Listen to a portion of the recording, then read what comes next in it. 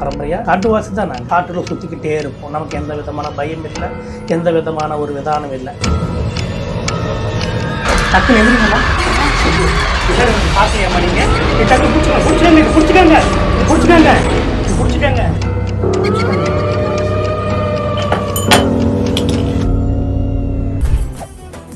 மெரிபா paneer soda. I trust மெரிபா. சைவனை இருந்தால் ஒரு குடும்பத்தில்ன்றது ஒரு நிம்மதி என்றது இருக்கா. நாய் வந்து வீட்டு முன்னாடி சுற்றிக்கிட்டே இருக்கும். அப்புறம் வந்து ஒரு வாட்டி வந்துட்டு நாய் வந்துட்டு வீட்டில் பெட்ரூமில் வந்துட்டு படுக்கும். இப்போ இந்த பில்லி சூனியம் ஏவல் இதில் எது வந்து பிடிச்சா விடுறது ரொம்ப கஷ்டமான ஒரு விஷயம்? ஏவல் சொல்லுவாங்களாமா, அது ஏவலை பிடிச்சா போகாது. மல்லிப்பூ வச்சுக்கிட்டு வெளில போகக்கூடாது, இந்த மாதிரியான சில விஷயங்கள் இருக்கு இல்லையா, அதெல்லாம் உண்மையா? வாஸ்தவமா 12 மணிக்கு, ராத்திரி 12 மணிக்காகட்டும், மத்தியானம் 1 மணிக்காகட்டும், நம்ம வெளியில் சுற்றக்கூடாது. அதிகமாக பேய்க்கு சுற்றி கட்டுறோம். அந்த டயத்தில் தான் வந்துட்டு பவர் அதிகமாக இருக்கும். அந்த டயத்தில் டக்குன்னு வந்துடும். அவங்க வீட்டில் யாரோட உடம்புலையாச்சும் போயிடும். மோகினி பிடிச்சா பெண்ணுக்கு வந்துட்டு திருநங்கை மோகினி, அந்த மோகினி பிசாச்சி பிடிச்சா கல்யாணம் ஆகாது.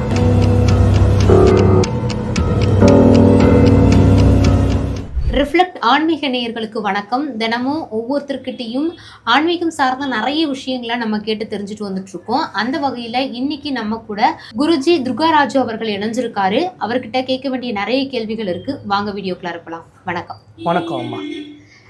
தொடர்ந்து நிறைய விஷயங்களை வந்து உங்களை சார்ந்தது பார்த்துட்டு வந்துட்டு இருக்கோம். அந்த வகையில் ஒரு குடும்பத்தில் வந்து பில்லி சூனியம் ஏவல் இந்த மாதிரியான பிரச்சனைகள் பாதிப்பு இருக்கு அப்படின்னா அதுக்கான அறிகுறிகள் எப்படி இருக்கும்? பில்லி சூனியம் ஏவல்னு சொல்லி கேட்குறீங்க, சைவனை பற்றி கேட்குறீங்க. சைவனை இருந்த அம்மா சாதாரணமாக இருக்காது. சைவனை இருந்தால் ஒரு குடும்பத்தில்ன்றது ஒரு நிம்மதி என்றது இருக்காது, ஒரு ஆனந்தம் என்றது இருக்காது.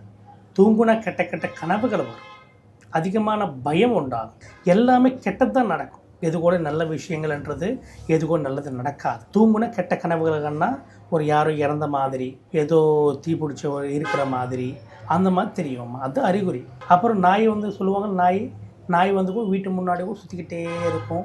அப்புறம் வந்து ஒரு வாட்டி வந்துட்டு நாய் வந்துட்டு வீட்டில் பெட்ரூமில் வந்துட்டு படுக்கும். அந்த மாதிரி விஷயங்கள் நடந்தாலும் ஒரு 2-3 நாள் ஏதோ ஒரு கெட்டது நடக்க போகுதுன்னு ஒரு சூச்சனை. ஓகே, இப்போ நீங்கள் நாய்கள் பற்றி பேசும்போது சின்ன வயசுலேருந்தே ஒரு விஷயம் சொல்கிறது உண்டு. இந்த நாய்கள் வந்து ஊளையிட்டால் அது வந்து கெட்டது நடக்கும், அந்த மாதிரியான சில விஷயங்கள் சொல்கிறது உண்டு. இந்த நாய்கள் ஊளையிடுறதுனால என்ன மாதிரியான பிரச்சனைகள்லாம் வரும்?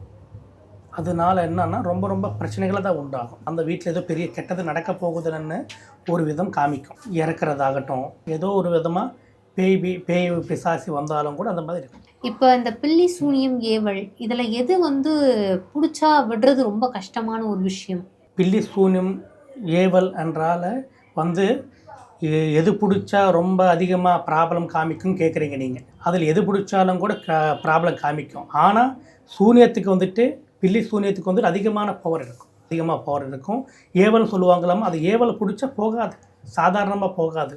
அதுக்கு சில டயத்தில் உக்காந்துட்டு சில பூஜைகளை பண்ண வேண்டியது இருக்கும். அமாவாசை பௌர்ணமி சொல்லுவாங்கல்லாமா, அந்தந்த டயத்தில் உக்காந்துட்டு அதுக்கு கொடுக்க வேண்டிய சாப்பாடு கொடுத்துட்டு பூஜைகளை பண்ணாதான் அப்போ போகும்.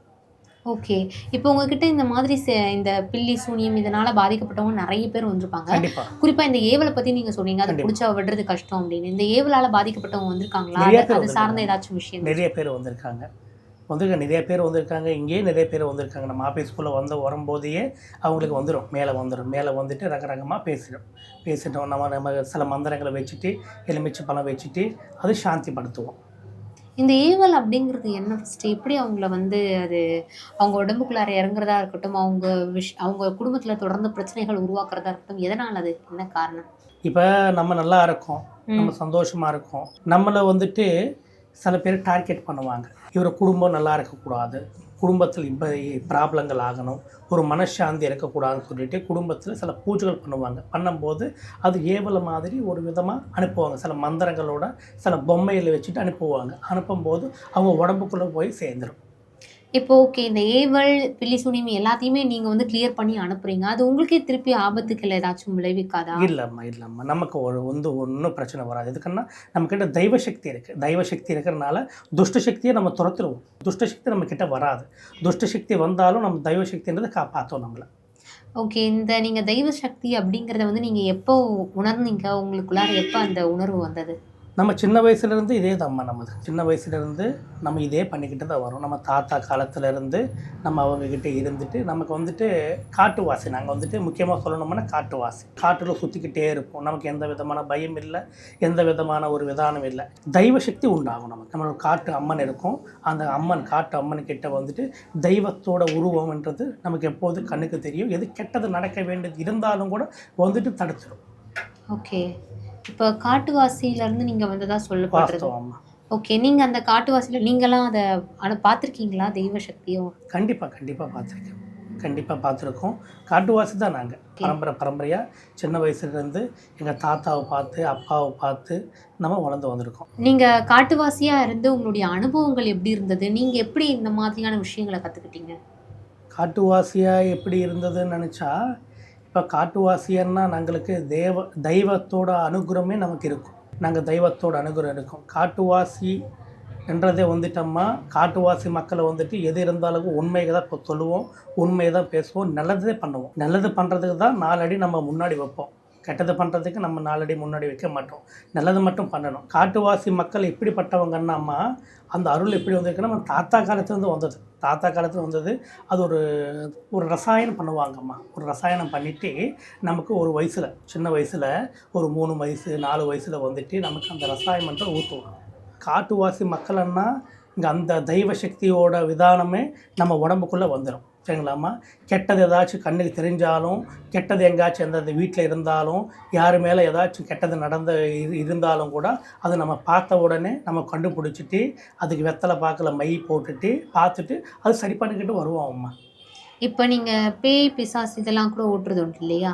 யாராச்சும் ஒரு பேயோ, பிசாசோ அவங்களுடைய ஸ்டோரி சொல்லுவாங்க இல்லையா? அந்த பேய் தன்னுடைய அவங்க உடம்புல இருந்து, அதுல நீங்க பிரமிச்சு பார்த்த ஏதாச்சும் கதைகள் இருக்கா? ஆசை தீராமல் எத்தனை பேர் இறந்துருவாங்க. அவங்க உடம்புக்குள்ளே வந்துட்டு சேர்ந்துருவாங்க. அப்படியே உடம்புக்குள்ளே வந்து சேர்ந்துட்டு அவங்க உடம்பு மேலே உக்காந்துட்டு அதுக்கு என்னென்ன கொடுக்கணுமோ அதெல்லாம் கொடுத்தா அது போயிடும். ஆனால் அவங்களுக்கு ஸ்டோரி என்ன இருக்கும். சில பேருக்கு சில விதமாக ஸ்டோரி இருக்கும். சில பேர் காதலிச்சுட்டு லவ் பண்ணிவிட்டு இறந்துருவாங்க. அந்த மாதிரி இருக்கிற ப்ராப்ளம் கூட அவங்க உடம்புக்குள்ளே சேர்ந்துட்டு பண்ண வேண்டிய விஷயங்கள் இருக்கும். ஒருத்தர் வந்தாங்க, சின்ன பொண்ணு தான்.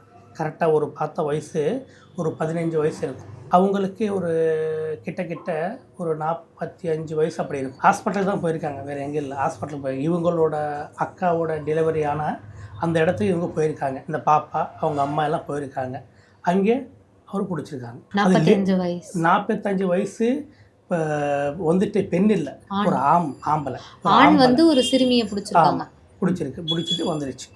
வந்துட்டு வீட்டுக்கு வந்த உடனே அன்றைக்கே அவங்க வீட்டுக்கு வந்துட்டாங்க. வந்த உடனே அவங்கள பார்த்தாங்க. ஏதோ விதமாக ஒரு ரேஸ் பண்ணிக்கிட்டே இருந்தாங்க. அவங்க வீட்டில் சண்டை போட்டுக்கிட்டே இருந்தாங்க அந்த பாப்பா. சரி என்ன இதுன்னு பார்த்துட்டு பொட்டு வச்ச உடனே வந்துடுச்சு மேலே. பொட்டு வச்ச உடனே வந்துடுச்சு. சாமி பொட்டு வச்ச உடனே மேலே வந்துடுச்சு. நான் ஆண், பெண் இல்லை. நான் ஒரு சில ஊரில் இருந்தேன். எங்களை ஏமாற்றிட்டு என்னை ஏமாற்றிட்டு எங்கள் சித்தப்பா, எங்கள் சித்தி, எங்கள் சித்தப்பா எல்லாருமே, எங்கள் பெரியப்பா எல்லாம் ஏமாற்றிட்டு எங்ககிட்ட இருக்கிற காசு எல்லாமே எடுத்துக்கிட்டாங்க. எங்கள் ஆஸ்தியெல்லாம் எடுத்துக்கிட்டாங்க. நான் மனசு சந்தோஷம் இல்லாமல் நான் இறந்துட்டேன். கிணறுல போயிட்டு நான் குதிச்சிட்டேன், இறந்துட்டேன். நான் சுற்றிக்கிட்டு இருக்கேன் ஆனால் கேட்டுச்சு. அப்போ அவங்களே போய் கேட்கணும் இல்லையா? அவங்கள போய் நீங்கள் பிடிக்கணும். உங்களை யார் அநியாயம் பண்ணாங்களோ அவங்கள போய் பிடிக்கணும். சின்ன பொண்ணு, சாதாரணமான பொண்ணு, அது சந்தோஷமாக பார்க்க போனது அவங்களுக்கு பிடிச்சிருக்குன்னா நான் பிடிச்சிட்டேன், எனக்கு சாப்பாடு வேணும், நான் சாப்பாடு வச்சுட்டு போயிடுவேன், சாப்பாடு வச்சா நான் போயிடுவேன் சொல்லிச்சு. சரி, அந்த டயத்தில் ராத்திரி கரெக்டாக ஒரு 12 மணி டைம். அந்த டயத்தில் என்னென்னமோ கொண்டு வந்து பிரியாணி குடிக்கிறதுக்கு வேறு எல்லாமே கொண்டு வந்துட்டு வச்ச உடனே சாப்பிட்டு போகிறேன்னு சொல்லிட்டு சாப்பிட்டு போய் திருப்பி காலையில் வந்துடுச்சு. அப்போ போய் திருப்பி காலையில் வந்துச்சு. அப்போவே அப்படியே சுற்றிக்கிட்டே இருந்தாங்க. சுற்றிக்கிட்டே ரொம்ப நாள் சுற்றிக்கிட்டே இருந்தாங்க. அங்கெங்கே போனாங்க. யார் சொன்னாலும் கூட அங்கெங்கே போயிட்டு சரி பண்ண பார்த்தாங்க. எங்கே சரியாகலை. நம்மக்கிட்ட வந்தாங்க. இப்போ கொஞ்சம் பரவாயில்லை. இன்னும் பூர்த்தியாக கிளியர் ஆகலை. இப்போ கொஞ்சமாக பரவாயில்லை. ஓகே. ஏன் இந்த அளவுக்கு அடாவடியாக வந்ததுன்னா, அப்போ தவறு செஞ்சவங்களை தாண்டி இந்த மாதிரி அப்பாவியாக இருக்கிறவங்க உடம்புல வந்துட்டு போகிறதுக்கு ஏன் அந்த அளவுக்கு அவங்க கஷ்டம்? அவர் அப்பாவி தான். அவர் இறந்தவர் கூட அப்பாவி தான். அவர் போயிட்டு அவங்கள போயிட்டு ஏதாச்சும் பண்ணுறதுக்கு தைரியம் இல்லை. ஓ தைரியம் இல்லை அவருக்கு. அங்கே போயிட்டு அவங்க சித்தப்பாவை அவங்க பெரிய அப்பாவை ஏதாவது பண்ணுறதுக்கு அவருக்கு தைரியம் இல்லை. தைரியம் இல்லாதனா கோலை யார் யார் மனசு சின்ன மனசாக இருக்குமோ பயப்படுறவங்க யார் இருக்குமோ அவங்களோட உடம்புல போயிடும் ஆவின்றது. போனால் அது அப்படியே சுற்றிக்கிட்டே இருக்கும். ஓகே. இப்போ வரைக்குமே கிராமப்புறங்கள்லையா இருக்கட்டும், பல பேருக்கு மத்தியிலயா இருக்கட்டும், ஒரு விஷயம் ஒண்ணு இருக்கு. 12 மணி கரெக்ட்டா அந்த சமயத்துல வந்து வெளில போகக்கூடாது. மல்லிப்பூ வச்சுக்கிட்டு வெளில போகக்கூடாது. இந்த மாதிரியான சில விஷயங்கள் இருக்கு இல்லையா? அதெல்லாம் உண்மையா? வாஸ்தவம்மா. கரெக்டாக தான். கண்டிப்பாக இப்போ நம்ம பெரியவங்க சொல்கிறது வந்துட்டு சாதாரணமாக விஷயம் சொல்ல மாட்டாங்க. பெரியவங்க சொன்னால் அதுக்கு அர்த்தம் இருக்கும். அது அர்த்தம் இருக்கும். 12 மணிக்கு ராத்திரி 12 மணிக்கு ஆகட்டும், மத்தியானம் 1 மணிக்கு ஆகட்டும், நம்ம வெளியில் சுற்றக்கூடாது அதிகமாக. ஆணாகட்டும் பெண்ணாகட்டும் வெளியில் சுற்றக்கூடாது. அந்த டயத்தில் தான் பேய்கள் சுற்றிக்கிட்டு இருக்கும், சக்திகள் சுற்றிக்கிட்டு இருக்கும், சக்திகள் சுற்றிக்கிட்டே இருக்கும். அந்த டயத்தில் தான் அவங்களுக்கு பவர் அதிகமாக இருக்கும். அந்த டயத்தில் டக்குன்னு வந்துடும், கூடையே வந்துடும். வந்துட்டு அவரோட உடம்புலேயே வரும், இல்லைன்னா அவங்க வீட்டில் யாரோட உடம்புலையாச்சும் போயிடும். இப்போ பல பேர் குடும்பங்கள்ல வந்து கணவன் மனைவி பிரச்சனை அப்படிங்கிறது வந்து தீராத ஒரு பிரச்சனையாவே இருக்கும். அப்படிப்பட்டவங்களுக்கு உங்ககிட்ட வந்தா ஏதாச்சும் தீர்வுகள் இருக்கா? கண்டிப்பாம்மா, கண்டிப்பாக. அந்த மாதிரி இருந்தாலும் கூட வரலாம் நம்மக்கிட்ட. இப்போ மனைவி வந்துட்டு நல்லது தான் சொல்லுவாங்க புருஷனுக்கு, சரிங்களா? அவர் கேட்க மாட்டார். புருஷன் கூட மனைவிக்கு நல்லது தான் சொல்லுவாங்க, அவங்களும் கேட்க மாட்டாங்க. 2 பேரோட ஒரு விதானம் இருக்காது, 2 பேரோட ஒத்துமை இருக்காது. சில பேர் வீட்டில் வந்துட்டு அவங்களோட விதானம் இவர் வேறவங்க கூட பேசட்டும், ஆம்பளை வந்துட்டு வேறவங்க கூட பேசுவாங்க, பொம்பளை வந்துட்டு வேறவங்க கூடயும் பேசுவாங்க. இருக்குது, எல்லாருமே அப்படியே இருப்பாங்க நினைக்க வேண்டாம். சரி இருப்பாங்க. சில சண்டைகள் வரும். அந்த சண்டைகள் எதனால் வருதுன்னா அவங்க வீட்டு மேலே சைவனை பண்ணியிருப்பாங்க. அவங்க குடும்பம் நல்லா இருக்கக்கூடாது, குடும்பத்தில் நிம்மதியாக இருக்கக்கூடாதுன்னு சொல்லிட்டு சைவனை பண்ணுவாங்கம்மா. சைவனை பண்ணுவாங்க. எங்கேயாச்சும் கோயிலுக்கிட்ட போயிட்டு அங்கங்கே போயிட்டு சில பூஜைகள் பண்ணிவிட்டு சைவனை பண்ணுவாங்க. அதோட எஃபெக்ட்டு கூட வந்தால் அது வந்ததுனால கூட அவங்க வீட்டில் வந்துட்டு நிம்மதின்றது இருக்காது, ஒரு சந்தோஷம்ன்றது இருக்காது. அந்த மாதிரி ஏதாச்சும் இருந்தாலும் கூட நம்மக்கிட்ட வரலாம். வந்தாலே அதுக்கு என்ன பண்ணணுமோ நம்ம பண்ணி கொடுப்போம். இப்போ கணவன் மனைவி அப்படிங்கிறவங்க வந்து சந்தோஷமா இருப்பாங்க. ஆனால் திடீர்னு அவங்களுக்குள்ளாரையே வந்து பிடிக்காம போயிடும். இப்போ மனைவியை வந்து பார்த்தா கணவருக்கு பிடிக்காம போயிடும். ஏன் என்ன ரீசன் அப்படிங்கிறதே தெரியாது. ஸோ இதெல்லாம் எதனால் நடக்குது? இதெல்லாம் எதனால் நடக்குதுன்னா நான் சொன்ன மாதிரி தான்மா, சைவனத்தினால தான் இதெல்லாம் நடக்கும். சைவனத்தினால தான் 100க்கு 500% சைவனத்தினால தான் நடக்கும். திடீர் சந்தோஷமாக இருப்பாங்க. ஒரு அன்புன்னா அன்பு சாதாரணமான அன்பு இருக்காது. அப்படி இருக்கிறவங்க சடனாக ஒரு விதமாக பார்த்துருவாங்க. அவங்க முகத்தை பார்த்தா இவருக்கு பிடிக்காது, இவங்க முகத்தை பார்த்தா அவருக்கு பிடிக்காது. கொஞ்சம் சின்ன சின்ன சண்டைக்கு மேலே அவங்களுக்கு ஏதோ ஒரு ப்ராப்ளம் ஆகி பிரிஞ்சு இருப்பாங்க. எத்தனை பேர் இருக்காங்க சந்தோஷமாக இருக்கிற எல்லாம் பார்த்துக்கிட்டு இருப்பாங்க. வெளியாட்களும் பார்ப்பாங்க, சொந்தக்காரங்களும் எல்லோரும் பார்ப்பாங்க. இவங்க நல்லா தானே இருந்தாங்க, என்ன இப்படி திடீர்னு இப்படி ஆச்சாங்க பண்ணுவாங்க. ஆனால் அவங்களும் சுற்றிக்கிட்டு இருப்பாங்க. ஐயோ எனக்கு இப்படி ஆகிப்போச்சேன்னு சொல்லிட்டு சுற்றிக்கிட்டு இருப்பாங்க. அந்த மாதிரி இருக்கிறவங்க கூட நம்மக்கிட்ட வரலாம். அது சைவனத்தினால தான் அது நடக்கும். சைவனத்தினால 100க்கு 500% சைவனத்தினால நடக்கும். இப்போ செய்வினை அப்படிங்கிறது எப்படி செய்வாங்க? அதுக்கான செய்முறை எப்படி இருக்கும்? செய்முறை எப்படி இருக்கும்னா இவங்க நடந்த மண் ஆகட்டும், இங்கே துணி ஆகட்டும் எடுத்துகிட்டு போயிட்டு ஃபோட்டோ வச்சுட்டு பண்ணுவாங்க, சரிங்களா? எங்கே தூரம் இருந்தாலும் கூட, எங்கேயாச்சும் தூரமாக இருந்தாலும் கூட, இப்போ வெளிநாட்டில் இருந்தாலும் கூட, அவங்க வெளிநாட்டில் இருக்காங்க, இங்கே பண்ணுறவங்க இங்கே தான் இருக்காங்க, அவங்க ஃபோட்டோ வச்சு கூட பண்ணலாம். அவங்க கிட்ட தான் இருக்கணும்னு அவசியம் கிடையாது. தேவையில்லை. எவ்வளோ தூரத்தில் இருந்தாலும் இந்த செய்வினை அப்படிங்கிறத அவங்கள போய் பண்ணுவாங்கம்மா. நான் பண்ண மாட்டேம்மா, சரிங்களா? நான் பண்ண மாட்டேன். நான் நல்லதுக்கு பண்ணுவேன். அந்த மாதிரி ஏதாச்சும் இருந்தாலும் கூட அது எடுத்துருவேன். சைவனை ஏதாச்சும் இருந்தாலும் கூட அது சரி பண்ணிடுவேன். கணவன் மனைவி பிரச்சனையாக இருக்கட்டும், செய்வினை, பில்லி சூனியம் இது சார்ந்த ஏதாச்சும் பிரச்சனைகள் இருக்குது அப்படின்னா உங்களை தேடி வராங்கன்னா எத்தனை நாள் அதுக்கான தீர்வு கிடைக்கும்? நம்மக்கிட்ட வந்தாலம்மா அவங்கள முகத்தை பார்த்து, கை பார்த்து, அவங்க பேர் பார்த்து, வெத்தலை பாக்கில் மை போட்டு பார்ப்போம். நம்ம பார்த்து எல்லா விஷயம் சொல்லுவோம்மா. அதுக்கு தீர்வு வந்துட்டு ஒரு 21 டேஸ் இருக்கும், சரிங்களா? சில பேருக்கு 21 நாள், சில பேருக்கு வந்துட்டு 1 மண்டலம் ஆகலாம், சரிங்களாம்மா? 15 நாளுக்குள்ளே மோஸ்ட்லி 21 நாளில் நம்ம முடிச்சு கொடுத்துருவோம்மா. அவங்க வந்த உடனே அதுக்கு சில மை இருக்கும், அப்புறம் தாயத்துகள் இருக்கும், தகடுகள் இருக்கும், அதெல்லாம் கொடுப்போம் நம்ம. பல பேருக்கு வந்து திருமணமாகி குழந்தை பாக்கியம் அப்படிங்கிறதே இல்லாமல் இருக்கும். அவங்க போகாத கோவில் இருக்காது, பல பரிகாரங்கள் செஞ்சுருப்பாங்க. நிறைய பேர் அதை சொல்கிறதும் உண்டு. அப்படிப்பட்டவங்களுக்கு உங்ககிட்ட வந்தால் தீர்வு கிடைக்குமா? கண்டிப்பாக தீர்வு கண்டிப்பாக இருக்குது. நம்மக்கிட்ட வந்தாலே அவங்கள பார்த்த உடனே நம்ம சொல்லிடுவோம். அவங்க இங்கே இருந்தாலும் கூட, வெளிநாட்டில் இருந்தாலும், எந்த நாட்டில் இருந்தாலும் கூட நமக்கு ஃபோன்லேயும் ஃபோட்டோ பேர் அனுப்பி போட்டாலும் பார்த்து சொல்லுவோம். குழந்தை பாக்கியம்ன்றது ரொம்ப முக்கியமானது. இப்போ எவ்வளோ கோடி சம்பாதிச்சாலும், எங்கேயாச்சும் கல்யாணத்துக்கு போனாலும், ஏதாச்சும் ஃபங்க்ஷனுக்கு போனாலும், புருஷன் பொண்டாட்டி ஃபங்க்ஷனுக்கு போனாலும் எங்கே போனாலும் கூட இப்போ அவங்கள கேட்குறது நீங்கள் எவ்வளோ சம்பாதிச்சிருக்கீங்கன்னு கேட்க மாட்டாங்க, எத்தனை குழந்தைங்கன்னு கேட்பாங்க, என்ன பண்ணுறாங்கன்னு கேட்பாங்க. சில பேர் இருக்கிறவங்களும் சொல்லுவாங்க, இல்லாதவங்க கொஞ்சம் மனசு கஷ்டமாக இருப்பாங்க. அது எதனால் ஆகுதுன்னா அது தோஷம் இருக்கும், சர்ப்ப தோஷம் இருக்கும், சர்ப்ப தோஷம். அந்த சர்ப்ப தோஷத்தினால அது உண்டாகும். அவங்க பண்ண தப்போ இல்லை அவங்க அப்பா அம்மா பண்ண தப்போ அது தெரியாது. ஏதோ ஒரு டயத்தில் சர்ப்பம் இருக்கலாமா, நாகம் இருக்கலாமா, நாகம் అనేది கூட அவங்க ஏதோ ஒரு விதமாக அது பண்ணியிருப்பாங்க. அதனால் அவங்களுக்கு குழந்தை பாக்கியம் అనేది கூட உண்டாகாது. அது ஒன்று மட்டும் இல்லை, சைவனை பண்ணுவாங்க. முக்கியமாக இந்த குடும்பத்திலேயே ஒரு சந்தானம்ன்றது வரக்கூடாது, சந்தான பிராப்தி అనేది வரக்கூடாதுன்னு சொல்லிட்டு சைவனை பண்ணுவாங்க. சைவனை பண்ணால் குழந்தை பிறக்கவே பிறக்காது, குழந்தைன்றது பிறக்காது. சில பேருக்கு நிற்கும், 1 மாதம் 2 மாதம் நின்றுட்டு திருப்பி ரத்தமாக போய்கிட்டே இருக்கும். அந்த மாதிரி எத்தனையோ பேர் நம்மக்கிட்ட வந்தாங்க. அவங்களுக்கு பார்த்துட்டு நமக்கு பண்ணி கொடுத்துருக்கோம், நிறைய பேர் பண்ணி கொடுத்துருக்கோம், சந்தோஷமாக இருக்காங்க. நிறைய பேர் நம்ம நல்ல விதமாக பண்ணுறோம்மா. அலுவலகம் எங்கே இருக்குது? உங்களை பார்க்குறவங்க எப்படி காண்டாக்ட் பண்ணுறது, உங்களை எப்படி நாடி வர்றது, அதை பற்றி கொஞ்சம் சொல்கிறீங்களா? ஆமாம், நமக்கு ஃபோன் பண்ணாலே போதும். நமக்கு டைரெக்டாக வர்றவங்க டைரெக்டாக வரலாம். சில பேர் டைரெக்டாக வர்றவங்க டைரெக்டாக வந்துடுவாங்க. இல்லை வெளிநாட்டில் இருந்தாலும் இங்கே இருந்தாலும் நம்ம தமிழ் மக்கள் இல்லாத நாடு எங்கேயும் இல்லை, எல்லா நாட்டில் இருக்காங்க. எங்கே இருந்தாலும் கூட அவங்க ஃபோட்டோ பேரில் அனுப்பிவிட்டாலே பார்த்து சொல்லுவோம். டைரெக்டாக வரணும்னா சென்னைக்கு வரலாம். சென்னையில் நமக்கு 2-3 பிரான்ச் இருக்குது, அங்கங்கே வரலாம். அந்த டயத்தில் ஃபோன் பண்ணாலே நம்ம அங்கே பார்த்துருவோம். இப்போ நிறைய பேருக்கு இந்த திருமணத்தில் வந்து விருப்பம் இல்லாமலே இருக்கும். ஆனால் குடும்பத்தில் இருக்கிறவங்க எப்படியாச்சும் திருமணம் பண்ணி வைக்கணும் அப்படிங்கிற மாதிரியே இருப்பாங்க. ஆனால் அவங்களுக்கு அந்த திருமணத்தில் வந்து இன்ட்ரெஸ்டே இல்லாமல் இருக்கும். அதெல்லாம் எதனால்? சில பேருக்கு வந்துட்டோம்மா, திருமணம்ன்றது ரொம்ப முக்கியமானது, திருமண பாக்கியம்ன்றது ரொம்ப முக்கியமானது. 32 வந்தாலும் 35 வந்தாலும் 40 வயசு வந்தாலும் கல்யாணம் ஆகாது. எத்தனையோ பேர் இருக்காங்க. சில பேர் 25க்கு கல்யாணம் ஆயிரும். சில பேருக்கு ரொம்ப டைம் வந்தாலும் கூட கல்யாணம்ன்றது ஆகாது. அது எதனால் நடக்குதுன்னா தோஷங்கள் இருக்கும். சில பேர் சாபங்கள் விடுவாங்கம்மா, சில பேர் சாபங்கள் விடுவாங்க.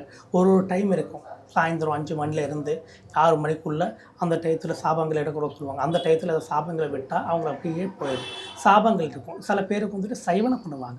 சைவனை பண்ண வேண்டியது கூட சைவனை பண்ணாலும் கல்யாணம் ஆகாது. அப்புறம் வந்து சில பேருக்கு தோஷங்கள் இருக்கும். சர்ப்ப தோஷம் சொல்லுவாங்கல்லம்மா, நாகதோஷம் சொல்லுவாங்கள்ல, அந்த மாதிரி தோஷங்கள் இருந்தாலும் கூட கல்யாணம் ஆகாது. சில பேருக்கு வந்துட்டோம்மா மோகினி பிடிச்சிடும். மோகினி பிச்சாச்சின்னு சொல்லுவாங்க. பெண் மோகினி, ஆண் மோகினி, இன்னொன்று திருநங்கை மோகினிக்கும் இருக்கும். அந்த மோகினிக்கும் பிடிக்கும். மோகினி பிடிச்சா பெண்ணுக்கு வந்துட்டு திருநங்கை மோகினி கூட இருக்கும், மோகினிகள் இருக்கும். அந்த மோகினி பிசாச்சு பிடிச்சா கல்யாணம் ஆகாது. அவங்க வருவாங்க, அலன்ஸ் வருவாங்க, பொண்ணுக்காகட்டும் ஆணுக்காகட்டும் வருவாங்க. இன்ட்ரெஸ்ட் இல்லாமல் காமிப்பாங்க. இன்ட்ரெஸ்ட்ன்றது இருக்காது. இப்போ எனக்கு வேண்டாம், 35 வயசு வந்தாலும் எனக்கு வேண்டாம்னு சொல்லுவாங்க. சரிங்களா, எனக்கு வேண்டாம்னு சொல்லுவாங்க. ஏதோ ஒரு காரணம் சொல்லிட்டு அவங்க எங்கள் ஸ்டேட்டஸ் இல்லை, அது இல்லை, அது இது இல்லை, அவங்க இப்படி இருக்குன்னு சொல்லிட்டு ஏதோ ஒன்று சொல்லிட்டு ஏதோ குறை சொல்லிட்டு தள்ளி போட்டுருவாங்க. அவங்களும் பார்த்துக்கிட்டே இருப்பாங்க, அங்கங்கே போவாங்க. இன்னும் 1 வருஷத்தில் ஆயிரும், இன்னும் 2-3 மாதத்தில் ஆயிரும், புது வருஷத்தில் ஆயிரும் சொல்லுவாங்க. ஆனால் புக் எடுத்துகிட்டு போவாங்க, காமிப்பாங்க, அப்படி தான் சொல்லுவாங்க. ஆனால் ஆகாது. ஆனால் உண்மையான பிரச்சனைன்றது தெரியாது அவங்களுக்கு.